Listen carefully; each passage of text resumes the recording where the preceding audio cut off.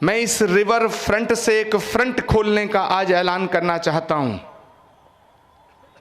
National integration conference में जितने लोग यहां इसमें शामिल हैं, जब मैं मंच पे आया तो मुझे तीस्ता सीतलवाड़ का दर्शन हुआ, गुलजार साहब को देखने को मिला, तमाम ऐसे चेहरे यहां पांडे जी को मैंने देखा। ये वो लोग हैं जो जुल्म के खिलाफ आवाज भी उठाते हैं और जंग का ऐलान भी करते हैं। ये सिर्फ बातें करने वाले लोग नहीं हैं। और आज इस रिवर फ्रंट से एक फ्रंट खोलना चाहते हैं, और वो फ्रंट किसी पार्टी के खिलाफ नहीं है। वो फ्रंट हजरत हम किसी नेता के खिलाफ नहीं खोलना चाहते हैं। वो किसी मंत्री, मुख्यमंत्री और प्रधानमंत्री के खिलाफ वो फ्रंट नहीं खोलना चाहते हैं। वो फ्रंट हम खोलना चाहते हैं उन तमाम नालायक राजनेताओं के खिलाफ जो बात बात पर रोज इस देश को तोड़ने के बयान देने की हिमाकत करते हैं। और ये फ्रंट खुल के रहेगा। मैं जब आज गुजरात आ रहा था, वैसे लगभग 25वां जलसा है, मैं हजरत की क़यादत में इस देश के कोने कोने में नेशनल इंटीग्रेशन के लिए हम लोग जा रहे हैं। मैं भगवान से प्रार्थना करता हूं कि हजरत आपकी सरपरस्ती इस देश को मिलती रहे, क्योंकि जब मैं गांधी का इतिहास देखता हूं, गांधी की कुर्बानी और खिदमत देखता हूं इस देश के लिए, गांधी का संकल्प देखता हूं, गांधी की जिंदगी के अंदर झांकने की कोशिश करता हूं, तो मुझे एक और गांधी नजर आता है। वो मौलाना सैयद अरशद मदनी साहब का चेहरा नजर आता है। हजरत मौलाना अरशद मदनी, मौलाना अरशद मदनी। और हजरत, ये बात मैं इसलिए नहीं कह रहा हूं कि मैं आपसे मोहब्बत करता हूं, यह बात मैं इसलिए भी नहीं कह रहा हूं कि आप मुझसे मोहब्बत करते हैं। यह बात मैं इसलिए कह रहा हूं कि मेरी अंतरात्मा यह कहने के लिए मुझे बाध्य करती है, मजबूर करती है। जिस समय गांधी ने अंग्रेजों के खिलाफ आवाज उठाई और निहत्थे गांधी से वो अंग्रेजी हुकूमत थरथरा गई, उस वक्त कुछ ऐसी ताकतें थीं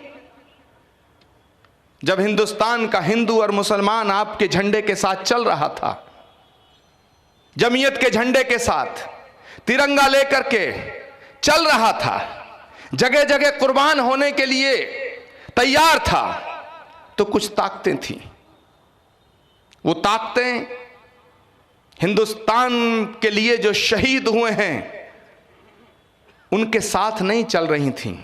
वो लोग उनके साथ नहीं थे, वो उनकी मुखबरी करके अंग्रेजों की दलाली कर रहे थे। हिंदुस्तान के लिए जो शहीद हुए जवान उनकी मुखबरी कर रहे थे और अंग्रेजों की दलाली कर रहे थे। और जो अंग्रेजों की दलाली कर रहे थे वो हिंदुस्तान की आजादी के 70 साल बाद आज हिंदुस्तान में कुर्बान होने वालों के तमाम नस्लों से वतन परस्ती का सबूत मांग रहे हैं।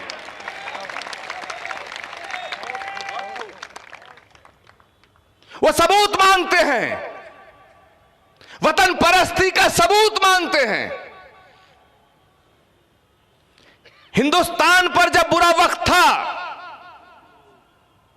तब वो अंग्रेजों की यानी कि दुश्मन की दलाली कर रहे थे।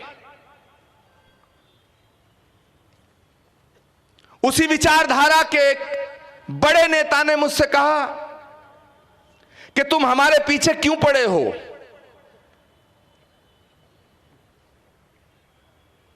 मैंने कहा तुम इतने खूबसूरत नहीं हो कि मैं तुम्हारा पीछा करूं, और अब तो उम्र भी नहीं रही, और जब थी तब भी मैं कम से कम तुम जैसे नालायकों का पीछा नहीं करता। मैंने कहा भाई मैं तुम्हारे पीछे नहीं पड़ा हूं, लेकिन एक बात बताओ, जब हिंदुस्तान को तुम्हारी जरूरत थी तब तुम कहां थे? तुमने हिंदुस्तान की लड़ाई में कोई भूमिका तुम्हारी थी? नहीं थी। तो उन्होंने कहा भाई तुम समझदार आदमी हो पर बड़ी बेवकूफी की बात करते हो। जब जंग आजादी की शुरुआत हुई तब से लेकर के जब तक आजादी मिली हम उसमें कैसे अपना रोल अदा करते, हमारी पार्टी नहीं थी तब। अब बताओ, हिंदुस्तान का मुसलमान, अभी कहा गुलजार साहब ने, हिंदुस्तान का मुसलमान मजदूरी करके पेट भर सकता है, वो मजदूर हो सकता है, लेकिन उसे मजबूर समझने की हिमाकत मत करना, गलती मत करना। वो हाथ पे रख के रोटी खा सकता है, लेकिन अपने ईमान के साथ कोई समझौता नहीं कर सकता है। जो इस्लाम कहता है कि वतन से मोहब्बत ईमान की अलामत है, वो वतन के खिलाफ आवाज उठाने की इजाजत कैसे दे सकता है?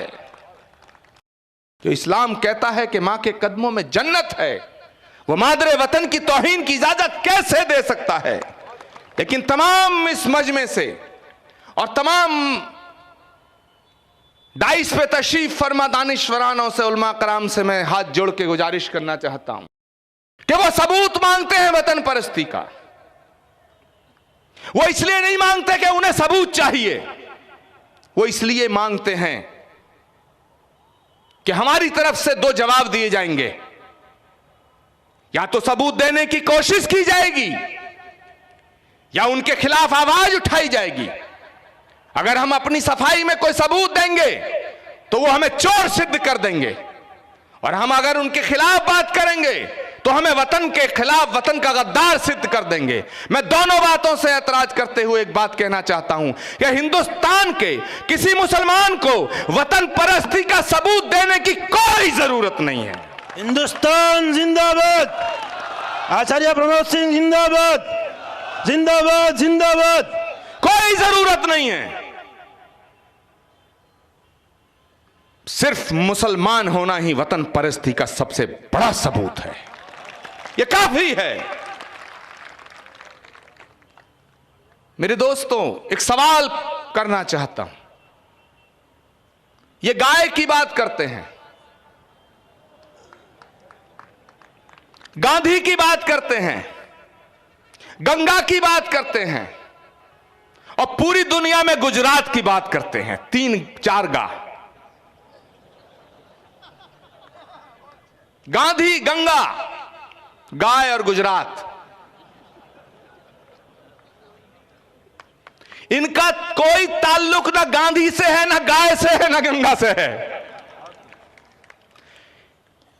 गांधी की बात करने वाले ये वो लोग हैं जिन्होंने गांधी की हत्या करके उसके चश्मे को चुरा के उस पर स्वच्छ भारत लिख दिया।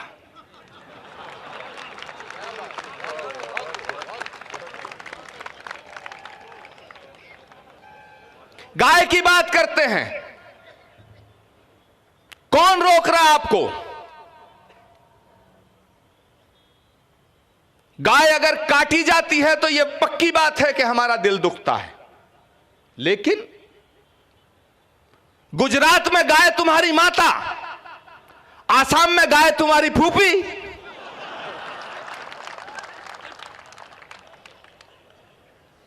दिल्ली में गाय तुम्हारी माता, गोवा में गाय तुम्हारी चाची।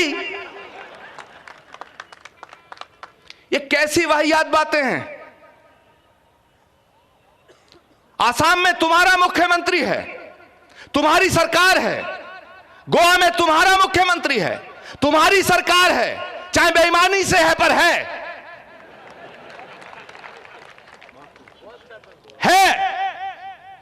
बेईमानी से है पक्का। अरे पूरे देश की सत्ता पे कब्जा करने के बाद तुम्हारा दिल कितना छोटा है। गोवा है क्या पिद्दी ना पिद्दी का शोर हुआ? 18 जीते कांग्रेस ने, 13 जीते इन्होंने।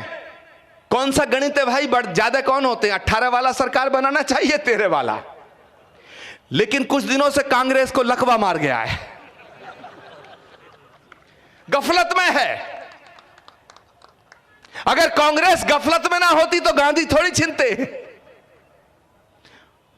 गांधी छीन लिए, पटेल छीन लिए। अगर यहां कोई कांग्रेसी बैठा हो तो मैं कहना चाहता हूं,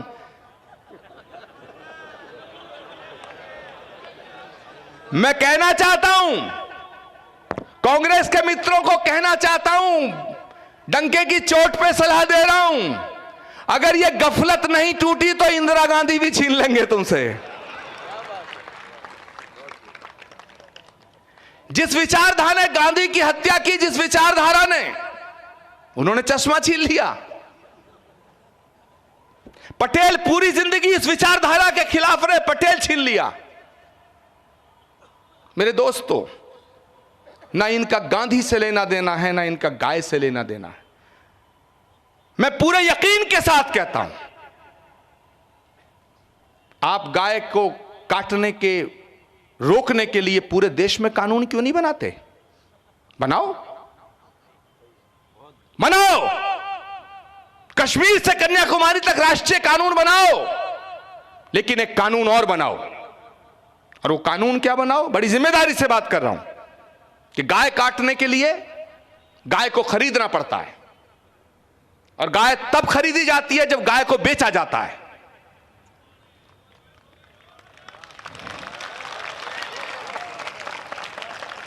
गाय काटने के लिए गाय को खरीदना पड़ता है।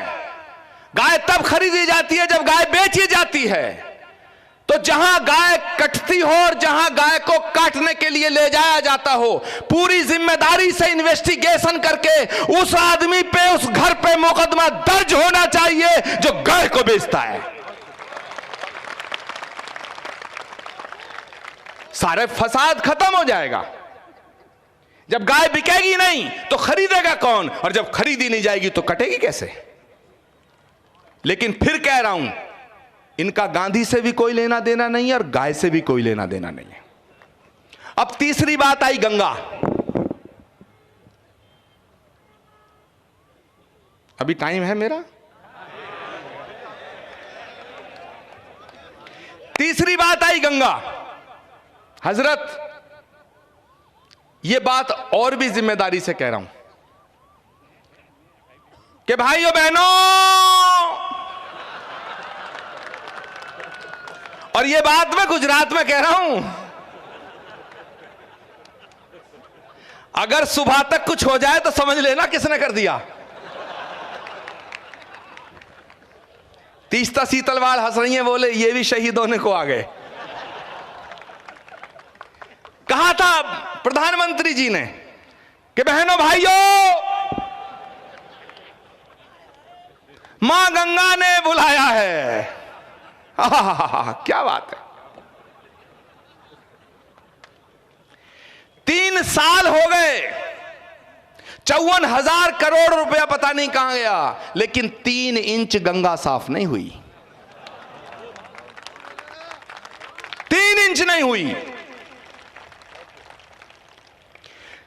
गांधी की हत्या में अगर केस उसी टाइम ना खुलता, अरेस्टिंग नहीं होती, तो जिस तरह गायों के काटने में मुसलमानों को मारा जा रहा है, गांधी की हत्या में भी कोई मुसलमान का नाम आना चाहिए, आ जाता। वो तो खुदा का शुक्र है कि मारने वाला सबके सामने था। ऐसे ही मेरे दोस्तों, गांधी का इल्जाम आप पे लगता, गाय का इल्जाम आप पे लग रहा है, लगाना चाहते हैं ये लोग। शुक्र है कि आप गंगा कम नहाते हैं, नहीं गंगा को भी कह देते मुसलमानों ने गंदा कर दिया।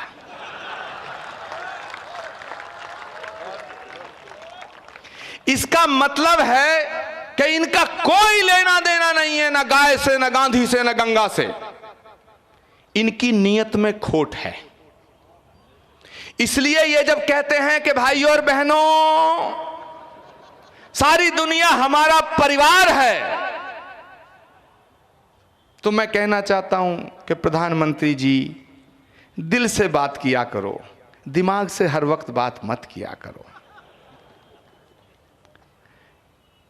और यह बात पक्की है कि आप देश के प्रधानमंत्री हैं। बन गए, अब देश के प्रधानमंत्री हैं, किसी एक छोटी मोटी पार्टी, छोटे मोटे सूबे के आप नेता नहीं हैं। लेकिन अगर आप सचमुच में इस देश के नेता बनने चाहते हैं, तो अगर आप कहते हो कि बहनों और भाइयों सारी दुनिया हमारा परिवार है, तो इस बात का मतलब समझते हुए इस देश के बच्चे बच्चे को अपने परिवार का अंग समझो, तब हम समझेंगे आप मुल्क के प्रधानमंत्री हैं। और अब बात बात पर कहते हो कि मुझे लोग काम नहीं करने दे रहे। पूरे विपक्ष की बेचारे की बत्ती गुल है। किसी को चुप कर रखा सीबीआई दिखा के, किसी को चुप कर दिया ईडी दिखा के, किसी को चुप कर दिया इनकम टैक्स दिखा के, किसी को दिखा दिया फाइलें अपने पास चुप से दिखा के। कोई बोलने वाला ही नहीं है। जमीयत उलमाए हिंद बोलना चाहती है और बोल रही है, इसलिए कि इनकी कोई फाइल किसी के पास नहीं है। अगर हजरत आपकी कोई फाइल होती तो राष्ट्रीय इंटीग्रेशन कॉन्फ्रेंस मुनक्किद करने पे भी पाबंदी लगा दी गई होती। आचार्य प्रमोद कृष्णम इसलिए बोल रहे हैं कि ना मैं चूरन बेचता, ना चटनी बेचता, ना च्यवनप्राश बेचता।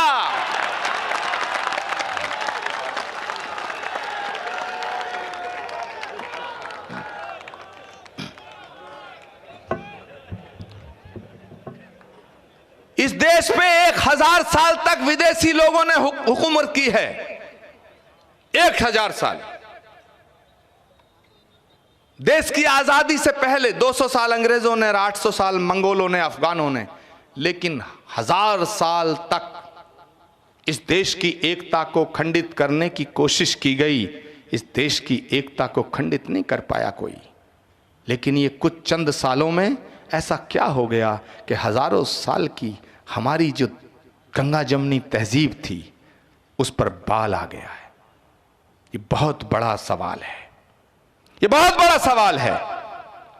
वाहियात बातें की जाती हैं। टेलीविजन पे मैंने सुना और देखा कि सरकार को मुसलमान औरतों की बहुत फिक्र हो गई है। मुसलमान बहनों की बड़ी फिक्र हो गई है। और सबसे इंपॉर्टेंट बात इसमें यह है कि फिक्र उनको है जिनकी खुद की शादियां नहीं हुई। बीवियों का हक वो दिलाना चाहते हैं जिनके खुद की बीवी नहीं, और कुछ वो दिलाना चाहते हैं जिनकी है उन्होंने स्वीकार नहीं करी। क्या बातें हो रही हैं, बेहुदी बातें। हरिद्वार में बाबा रामदेव कहते हैं योग और नमाज में कोई अंतर नहीं। मैंने बड़े गौर से उनका बयान सुना। महात्मा हैं, भगवा पहनते हैं, आदर करना चाहिए, वो अलग बात है 10,000 करोड़ के हैं। ये बात पक्की है, मैं थोड़ी कह रहा हूं। खुद वही कहते हैं कि मेरा लक्ष्य जो है अगले साल 20,000 करोड़ कमाने का। इस देश में पतंजलि रोता होगा ऊपर कि तेरे नाम की चड्ढी, बनियान, साबुनदानी सब बिक रही है, सब बिक रहा है। चूरन, चटनी, च्यवनप्राश सब बिक रहा है। वो कहते हैं नमाज में और योग में कोई फर्क नहीं है। बड़ी अच्छी बात है। मैं तो हजरत हाथ जोड़ के निवेदन करना चाहता हूं कि इस बात का विरोध ना किया जाए। भाई आप कह रहे हो नमाज में और योग में अंतर नहीं है, तो एक निवेदन है मेरा कि 6 दिन योग करो, 1 दिन नमाज पढ़ लो।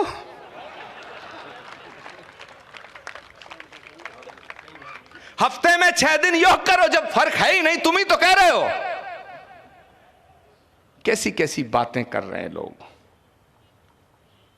जब यह देश आजाद हुआ था तो हमें एक आईन मिला, एक संविधान मिला, और उस संविधान को हमने सीने से लगाया, माथे से लगाया। वो संविधान हमें भी हक देता है, आपको भी हक देता है। उस संविधान के दायरे में रह के आप फैसला करिए। इख्तिदार में आप हैं, आप फैसला करिए। अंतरात्मा को हाजिर नाजिर रख के, खुदा को हाजिर रख के आप फैसला करिए। ईश्वर को साक्षी रख के आप फैसला करिए। हमें मंजूर होगा। लेकिन अगर आपकी निगाह कहीं है, निशाना कहीं है, आपकी नीयत कहीं है, सोच कुछ रहे हो, करना कुछ चाहते हो, तो हमें कतई मंजूर नहीं होगा। और हजरत ये बात आपकी तरफ से उठे तो कोई बड़ी बात नहीं है। मैं इस मंच से कहना चाहता हूं, हिंदुस्तान की बहुत ताकतवर हुकूमत को कहना चाहता हूं, हिंदुस्तान के सबसे ताकतवर वजीर आजम को कहना चाहता हूं, हिंदुस्तान के तमाम उन नेताओं को कहना चाहता हूं कि अगर किसी भी मजहब के अंदर कोई दखल देने की कोशिश करेगा तो आपसे पहले हम उसका विरोध करेंगे।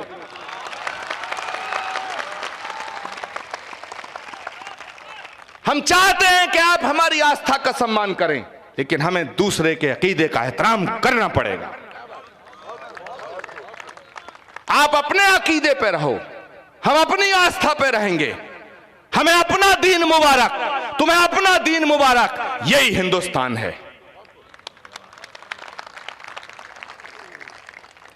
तो मेरे दोस्तों, जो लोग बात बात पे नफरत की बात कर रहे हैं, मैंने जैसे कहा कि इस रिवर फ्रंट से एक फ्रंट खोलना है। हमें प्रधानमंत्री से लड़ने की जरूरत नहीं है, हमें किसी पार्टी के खिलाफ बोलने की जरूरत नहीं है। जो जैसा करेगा वैसा भरेगा। कितनी हुकूमतें आई और चली गईं, जो कल थे वो आज नहीं हैं। यकीन करिए जो आज हैं वो कल नहीं रहेंगे, नहीं रहेंगे।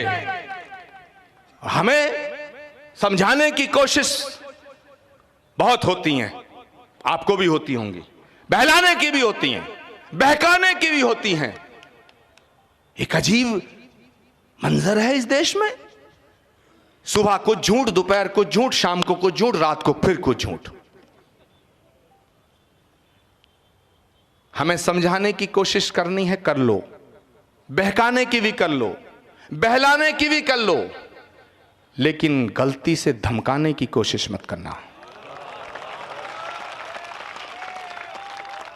हमें धमकाने की कोशिश मत करना, क्योंकि हम लोग वो नहीं हैं कि जो कुछ पाने के लिए इस लड़ाई में शामिल हुए हैं।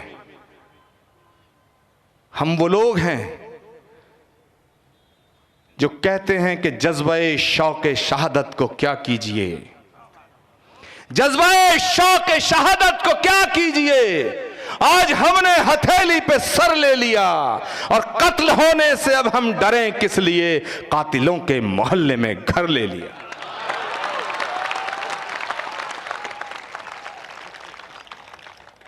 हमें ये सब तमाशे बहुत देखे हमने, आंधियां देखी हैं इस देश ने, तूफान देखे, बड़े बवंडर देखे।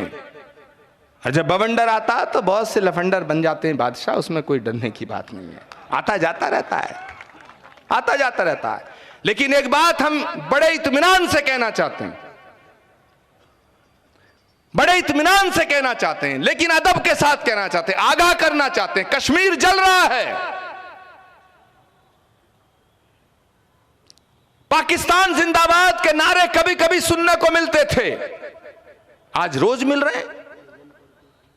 आप कहते हो कि पाकिस्तान जिंदाबाद जो कहेगा उसकी जबान खींच लेंगे, खींचो ना, खींचते क्यों नहीं? कब तक हमारे जवानों के शव तिरंगे में लिपट लिपट कर आएंगे? जो करना है करो पाकिस्तान का, जो करना करो कश्मीर का, जिम्मेदारी तुम्हारी है। हिंदुस्तान का बच्चा बच्चा अगर कश्मीर की समस्या के लिए अपनी उनसे कुर्बानी आप मांगना चाहते हो, तो मैं यकीन के साथ कहता हूं कश्मीर की समस्या और पाकिस्तान का इलाज करने के लिए हिंदुओं से ज्यादा मुसलमान अपनी जान की कुर्बानी लगाने को तैयार है। अरे फैसला तो करो, फैसला करो। नक्सलवाद में तबाह हो रहा आधा हिंदुस्तान, अभी मैं झारखंड में था। फैसला करो। 300 नक्सलवादी आते हैं, हाथ में AK-47 लेके आते हैं, 50 के करीब जवानों को मार डालते हैं, 2.5 घंटे गोली चलाते हैं और फिर चले जाते हैं, कहां गायब हो जाते हैं। एक गिरफ्तार नहीं होता। जवाब तुम्हें देना है, सूबे में तुम हो, सेंटर में तुम हो। फालतू की बातें करते हो। नक्सलवाद खत्म करो, आतंकवाद खत्म करो, गाय का जो करना करो, सब तुम्हारा इख्तियार में है। तुम उस कुर्सी पे हो जहां ताकत है, लेकिन 3 साल चले गए, बस 1 साल बाकी है। जो करना है इसी साल में कर लो, वरना अल्लाह अल्लाह खैर सलाह। तो इस कॉन्फ्रेंस का जो निचोड़ है वो एक ये है कि आप अपनी नीयत को ठीक कर लो, और हमें आपके खिलाफत करने की, मुखालफत करने की जरूरत नहीं है। तुम्हारे इर्द गिर्द जितने चमचे चेले हैं, ये तुम्हारी लुटिया डुबोने को यही काफी है, यही काफी है। तुम्हारी बर्बादी का दोष हम अपने सर पे नहीं मढ़ेंगे। हम आज कह रहे हैं कि हम आपका समर्थन कर रहे हैं। कश्मीर ठीक करो, नक्सलवाद ठीक करो, बेरोजगारी मिटाओ, इस देश से आतंकवाद मिटाओ, इस देश को तरक्की के रास्ते पे ले जाओ। और सबसे बड़ा जो सवाल है वो ये है कि जो हमारे और आपके दरमियान ये नफरत की दीवारें खड़ी होना शुरू हुई हैं, इन दीवारों को यहीं गिरा दो, यहीं गिरा दो। जो नफरत की बात करते हैं वो करते रहें, हमें नफरत का जवाब नफरत से नहीं देना है, क्योंकि आग को कभी आग से नहीं बुझाया जा सकता है। हमें वो नफरत की बातें करते करते थक जाएंगे, नफरत के कांटे बिछाते बिछाते थक जाएंगे। हम मोहब्बत के फूल खिलाने से कभी पीछे नहीं हटेंगे। और इसीलिए मैं 2 मिसरे कह के अपनी बात को खत्म करता हूं। और यहां से मैसेज जाना चाहिए, ये साबरमती और गांधी की पहचान का शहर है। मेरे दोस्तों, मोहब्बत का मैसेज नेशनल इंटीग्रेशन कॉन्फ्रेंस, कौमी यकजहती कॉन्फ्रेंस, यही राष्ट्र की एकता है कि जहां मौलाना सैयद अरशद मदनी, बल्कि मैं कहना चाहूँगा, बड़े दिल से कहना चाहूँगा कि परमात्मा उनको सेहत, अच्छी सेहत और उनको उम्र बख्शे, उनकी हिफाजत करे, ताकि हिंदुस्तान में एक गांधी की जो कमी है वो हम अब महसूस ना करें। वो दूसरा गांधी बन के इस हिंदुस्तान की एकता के लिए काम करता रहे। और हजरत, हम ये कहना चाहते हैं, पूरा भारतीय संत समिति की तरफ से कहना चाहता हूं कि आप झंडे को लेके चलिए, और आप चल रहे हैं, इस लड़ाई को और तेज कर दीजिएगा। नफरत हारनी चाहिए, मोहब्बत जीतनी चाहिए। कि मोहब्बत के बिना अपना गुजारा हो नहीं सकता। मैं ये सारा आपके सामने हवाले कर रहा हूं, हिफाजत कीजिएगा हजरत की इजाजत से। कि मोहब्बत के बिना अपना गुजारा हो नहीं सकता। और जो मैं कहने जा रहा हूं मेरे दोस्तों, वो मेरे दिल की आवाज है, क्योंकि कोई भी मजहब ये नहीं कहता है कि दूसरे मजहब के पेशवा की तौहीन करो। गंगा जितनी हिंदुओं की है उतनी मुसलमानों की है मेरे दोस्तों। जमुना जितनी हिंदुओं की है उतनी मुसलमानों की है। साबरमती जितना हिंदुओं की है उतनी मुसलमानों की है। ये देश जितना हिंदुओं का है उतना मुसलमानों का है। हम सब साझा हैं, कहां से हमें जुदा कर सकते हो आप? तो इसीलिए मैं कहना चाहता हूं कि मोहब्बत के बिना अपना गुजारा हो नहीं सकता। और हाथ खड़े कर लेना जो मैं कहने जा रहा हूं। मोहब्बत के बिना अपना गुजारा हो नहीं सकता। नबी के बिन नजारों का नजारा हो नहीं सकता। नबी के बिन नजारों का नजारा हो नहीं सकता। मुझे अपना कहो चाहे मुझे तुम गैर कह देना, नहीं है जो मोहम्मद का हमारा हो नहीं सकता। नारे तकबीर, नारे तकबीर। नहीं है जो मोहम्मद का हमारा हो नहीं सकता। मेरे दोस्तों, कोई भी सूफी, संत, रसूल, महात्मा, पैगंबर, अवतार किसी एक कौम के लिए नहीं आता, किसी एक सूबे के लिए नहीं आता, किसी एक देश के लिए नहीं आता। वो आता है पूरी कायनात के लिए आता है। इसीलिए भगवान श्री राम को, राजा दशरथ के पुत्र श्री राम को मर्यादा हिंदू नहीं कहा गया, मर्यादा पुरुषोत्तम कहा गया है। और पैगंबर इस्लाम को रहमतुल मुसलमीन नहीं कहा गया, रहमतुल आलमीन कहा गया, रहमतुल आलमीन कहा गया है। मेरे दोस्तों, क्षमा का नाम हिंदुत्व है, दया का नाम हिंदुत्व है, करुणा का नाम हिंदुत्व है, त्याग तपस्या का नाम हिंदुत्व है, प्रेम और सद्भावना का नाम हिंदुत्व है। निहत्ते अखलाक को पीट पीट के मार देने का नाम हिंदुत्व नहीं हो सकता है। किसी के घर के चिराग को बुझाने का नाम हिंदुत्व नहीं हो सकता है। इसलिए मेरे दोस्तों, अल खल्क अयालुल्लाह, तमाम मखलूक अल्लाह का कुनबा है। तो अगर तमाम मखलूक अल्लाह का कुनबा है तो आचार्य प्रमोद कृष्णम उस कुनबे का हिस्सा है,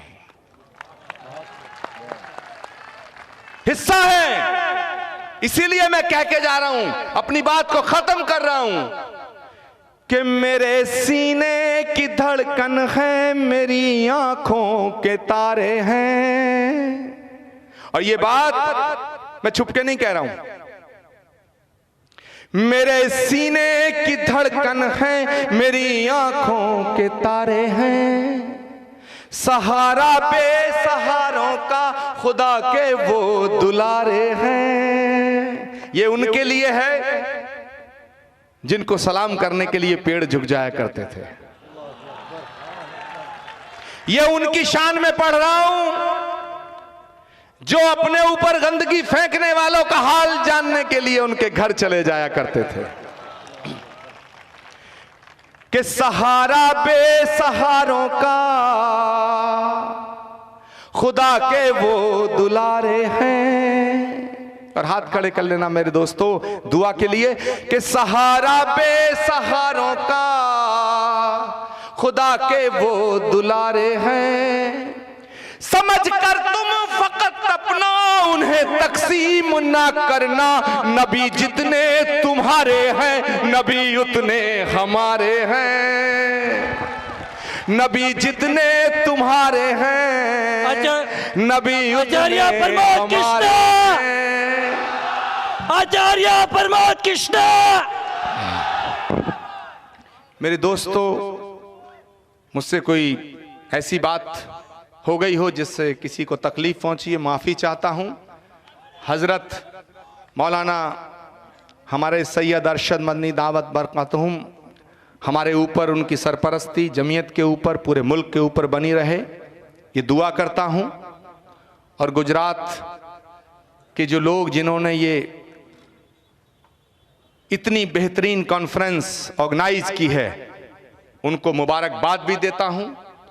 और ये मैसेज यहाँ से पूरी दुनिया में जाना चाहिए कि हिंदू और मुसलमानों के दरमियान जो नफरत की खाई पैदा की जा रही है, किसी की माँ ने दूध नहीं पिलाया जो हमें और आपको अलग कर दें। और अगर हम और आप अलग नहीं होंगे तो इस मुल्क का बाल बांका नहीं हो सकता है।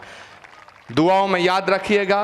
मैं अपनी बात को ख़त्म करता हूँ। खुदा हाफिज। ओम शांति शांति शांति।